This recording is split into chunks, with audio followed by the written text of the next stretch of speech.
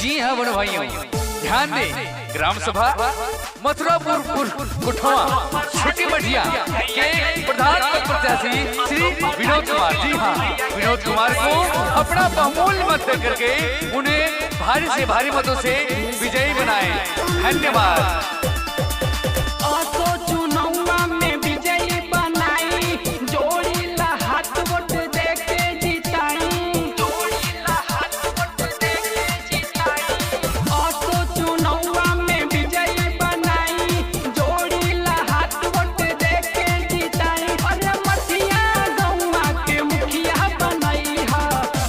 प्रधानी विनोद भैया के जीतई है, असो प्रधानी विनोद भैया के जीतई है, असो प्रधानी विनोद भैया के जीतई है, असो प्रधानी विनोद भैया के जीतई है।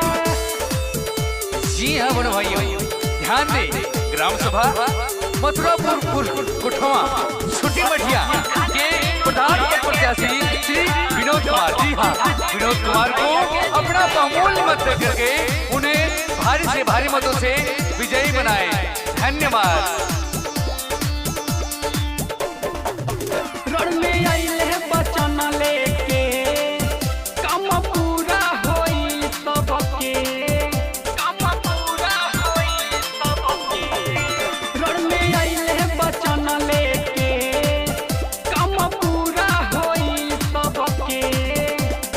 गौवा के अन बन भैया बचई है, असो प्रधानी विनोद भैया के जीतई है, असो प्रधानी विनोद भैया के जीतई है, असो प्रधानी विनोद भैया के जीतई है, असो प्रधानी विनोद भैया के जीतई है।